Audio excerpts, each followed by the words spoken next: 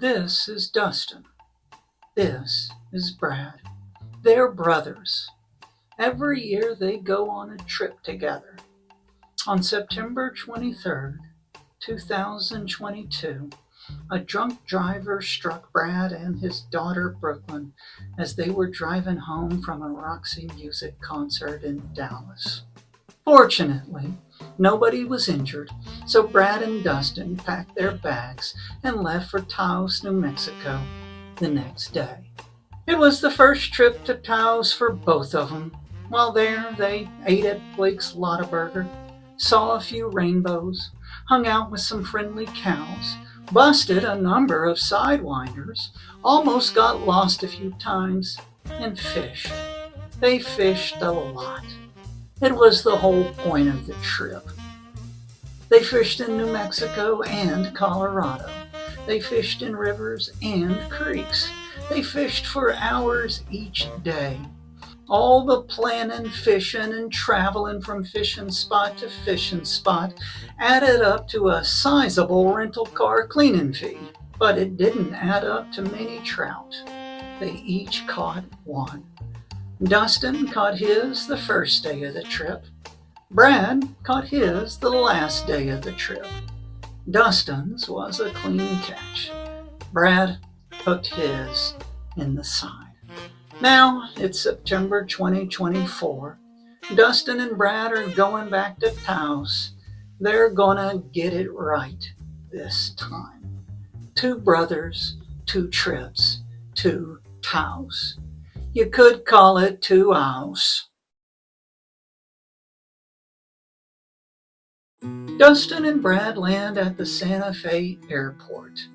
Brad checks on the rental car. Dustin checks on the house they're staying at. They check their bank accounts and realize they're left with enough money for gas for the rest of the trip and one final meal. The trip's off to a great start. Dustin and Brad eat their wafers on the way to the Pecos River in Cowles. In what can only be a surprise to two people who don't realize that it's Labor Day weekend, they find that the Pecos is crowded with Boy Scout troops, families, and, people who actually live in New Mexico.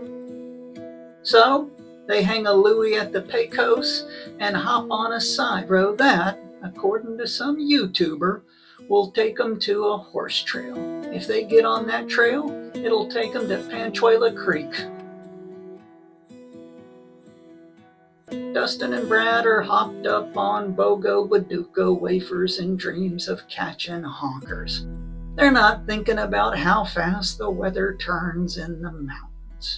Which is why they're both soaked to the bone and sheltering under this tree as hail pummels everything in sight and the temperature drops 40 degrees.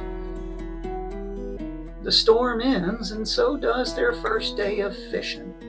The creek's swollen and rushing, and any trout in it have been beaten half to death.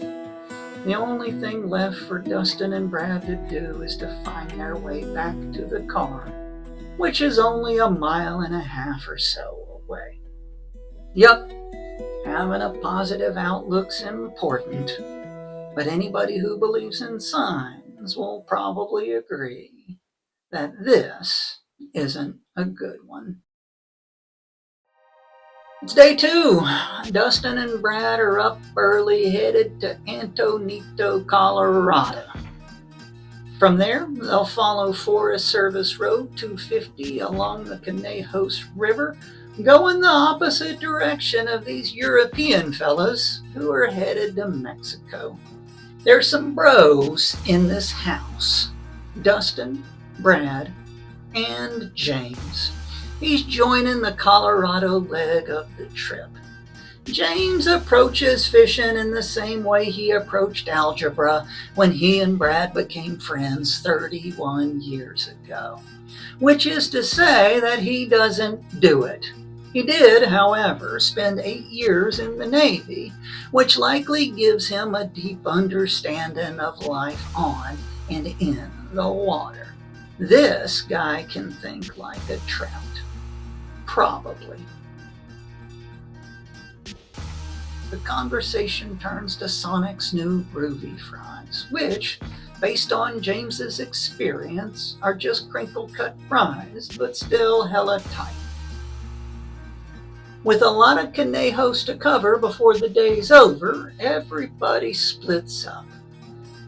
Brad, with varying degrees of indecisiveness, find the best spotism, and it's the journey, not the destination historical revisionism, wanders the banks of the river looking for the best place to throw his line in, only to find Dustin fishing the best spot and describing the Den of Thieves Pantera trailer to James. Brad's nowhere closer to thinking like a trout. He keeps it moving. As Brad wades upstream, he sees more trout in the river than he's ever seen in a river before. He's found the spot. All his casting, retrieving, and fly changing ultimately come to nothing, so he decides to head back to the car, which, if you look hard enough, you can see in the background of this shot. Dustin tells James that going more than 24 hours without eating has given him greater mental clarity. Sonic also has groovy songs.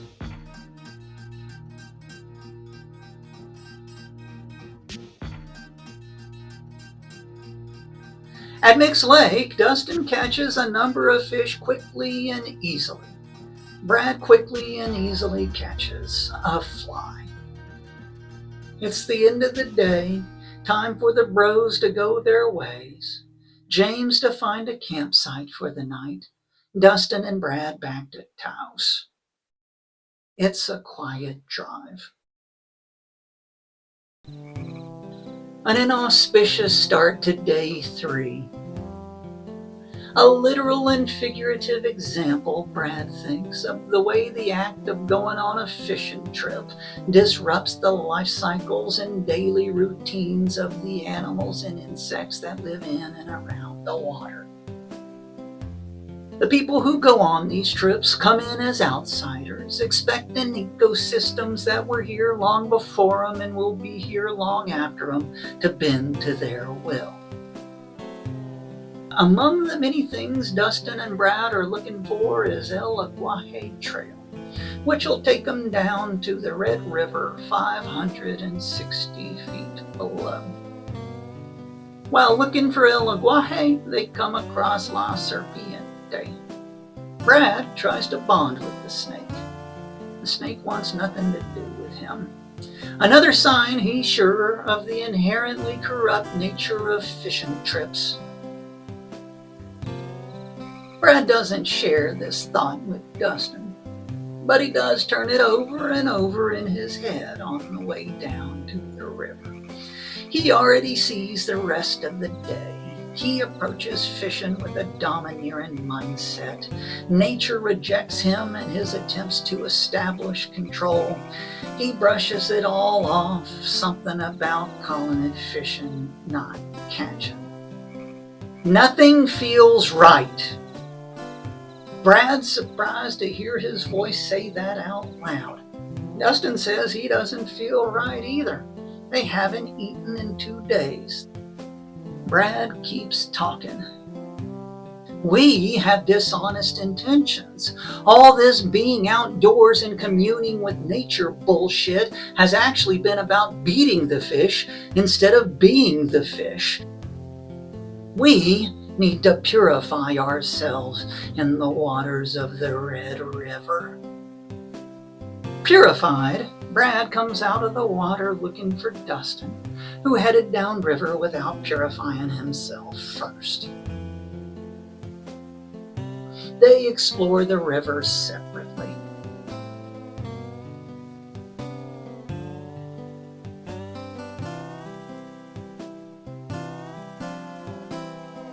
Brad returns to where they started. He throws his line in a couple of times. No trout, no deeper mental or spiritual connection with the trout. He's done for the day.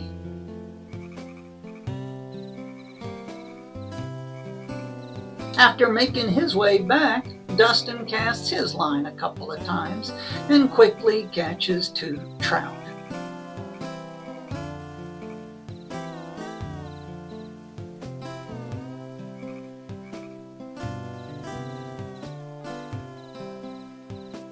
Brad believes in practice and acceptance. Early on day 4, Dustin points the car deep into Carson National Forest. There's no canyon to hike into, no thickets of trees to circumnavigate, no giant rocks to crawl over. Just a gentle and meandering Costilla Creek. In recent years, Costilla Creek has been part of a project in which non-native fish have been removed from its waters and replaced with dookie snout trout, which are native to New Mexico. Based on that, it may be safe to assume that this is a dookie snout trout. Neither Dustin nor Brad are particularly good at identifying trout. Speaking of Brad, there's no evidence that he made the trip to Costilla Creek with Dustin. No video, no photos, not even his voice off camera. When asked about it, he claims that he was there. Too hungry to fish, he was looking for wild choke cherries to eat when a fox named Ghost stole his favorite hat. Brad spent most of the day chasing Ghost. He got his hat back. Though Dustin and Brad have not eaten since they got lucky with the Baduco wafer twofer on the first day, they've stayed hydrated thanks to free water from the bathrooms of the gas stations they've stopped at. It's at one of these stations on day 5, the last full day of the trip, where things take a turn. Brad goes into a gas station on the edge of Taos to refill his water bottle. He doesn't come out. 3 hours later, Dustin finds him near the center of town talking to anybody who will listen, saying, "This is the oldest building in Taos." On the drive to Cabresto Lake, Brad tells Dustin that he got lost, but doesn't say what he was doing during those 3 hours or explain how he got from the gas station to the middle of town. He mentions darkening rooms, bursts of colors, ancient spirits, and an incident involving a buffalo that was very real, but also a metaphor for everything that has occupied his mind while on the trip.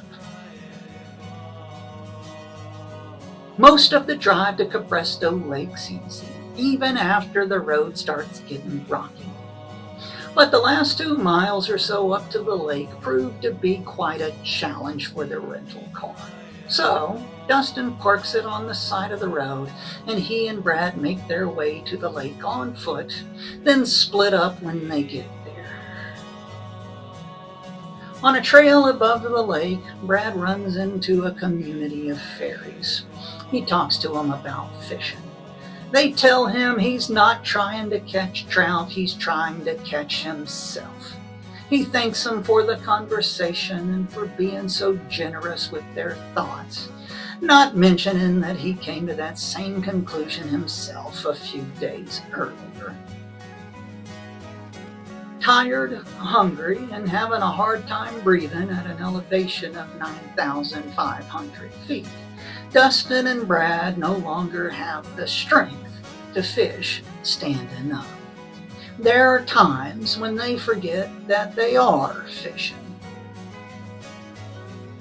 Brad hooks a trout,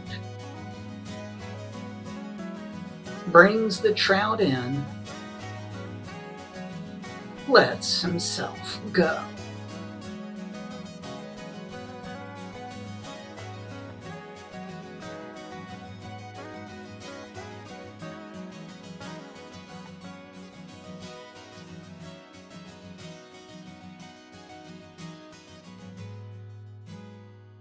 6 days ago, Dustin and Brad stepped into the emptiness that makes everything possible.